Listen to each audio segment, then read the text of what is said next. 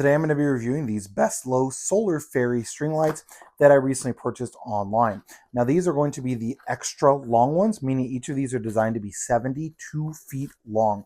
So definitely plenty long. And as you can see, they're going to be individually wrapped in with the solar panel. Now because this is longer, it is going to require a larger solar panel. And then you're going to have a bit of a lead before you get to the fairy lights themselves.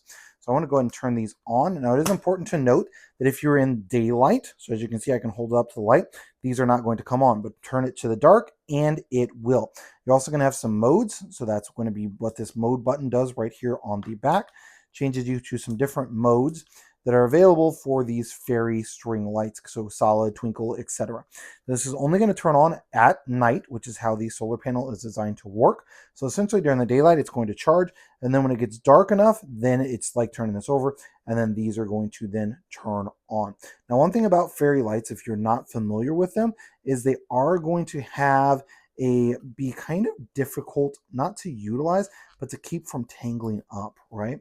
So they do come with this little wrap thing, so that's kind of nice, but I'm going to try and unwrap this here. I'm not sure which way this is supposed to go. I'm not sure if it's supposed to go the start from one end or start from the other end. So let's see, and looks like it's going to start from this end. Okay, so you want to make sure you start from the correct end. So on these, it's going to actually start from the solar panel end. But if you do it from the other direction and the wrong way, you're going to try and unwrap it from the bottom, and then that'll be an issue. Because these are run on like a copper wire, it does get tangled up really, really easily. So don't go unwrapping it all ahead of time and then trying to put it up. You're going to tangle it, right? So you essentially want to go to wherever you're going to put this at, so maybe around a tree or something outside. You're going to want to start and just unroll it from this as you wrap it around the object. So that is an important thing to consider.